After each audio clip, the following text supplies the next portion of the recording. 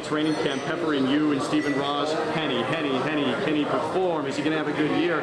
You had to like how he's responded so far. Last two preseason games have been pretty good for him. Well, he's looked very sharp, and the offense is really taking great strides. And I think you'll continue to see that. This is a new offense, new offensive coordinator, Brian Dable. So I don't think the verdict won't be in on this for well into the season. But you certainly have to be encouraged with the progress that we've seen, and I know Chad is looking much more comfortable out there as well. You look at what happened at that scrimmage where the chants of "We Want Orton" came out. This guy's professionalism is someone that's in the front office like you are. You've got to appreciate how he's a face of this team too. Well, he's a professional on and off the field, and he's got great leadership skills, and I think you're seeing that take more and more prevalence as we move on. I mean, he seems to have more command of the huddle even when you watch games, and watch the way he communicates with the other guys while he's on the field. So, Chad's always had that personality. He started 4 years at, one of the biggest programs in America in front of the most number of people in America. So the fact that he's got ice water in his veins and is able to shut out those distractions that,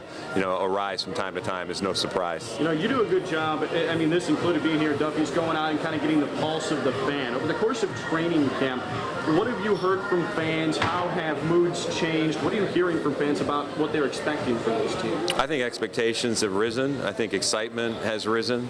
I think as you saw the performance of Reggie Bush's home opener and some of the electricity we saw from that position that we haven't seen in a while, you see Brandon Marshall back very focused.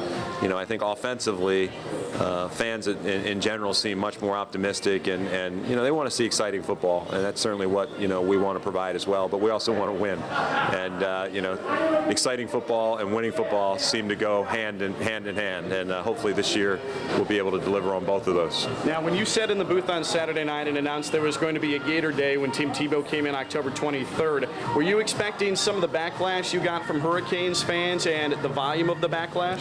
Yeah, the volume is louder than we thought, certainly. There's a tremendous amount of passion for collegiate sports teams in this state, not just the Gators and the Hurricanes, but the Seminoles and the many other great institutions that have Division I football programs.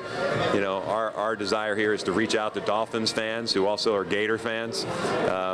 Certainly that hasn't sat well with everybody, but we are, going to continue to market aggressively and market the Dolphin experience aggressively, and we can't just have that be to Miami Hurricane fans. We welcome them and we respect our partners at the University of Miami, but we also respect the University of Florida and what they accomplished on the field at Sun Life Stadium in the BCS championship game in 2008, and we feel it's an appropriate response. How do you respond to people that say this is just a desperate grab for fans to fill seats at that stadium, doing something like that for a guy who might just be a revolving it around guy who's probably a third-string quarterback? Well, let me be clear. It's not Tim Tebow Day. Tim Tebow is a part of why this game is appealing, perhaps, to Gator fans. But we have Mike Pouncey, who was a starter on that team. We're bringing back former players, and our goal is to celebrate that achievement. It's not to celebrate an individual. As far as the gimmick or the desperation, you have to market today, and not every way that you market is going to sit well with everybody. There was a day where probably you could just market vanilla and chocolate ice cream and be okay and sell out stadiums. Today, you need all 31 flavors, and not everybody's going to like each of those flavors. This is probably one of those ideas. Now, the game is blacked out tomorrow in South Florida and Palm Beach County as well.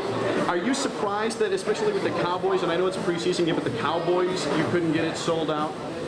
We're disappointed. I don't know if we're surprised. Certainly, we faced some all-season challenges with sales.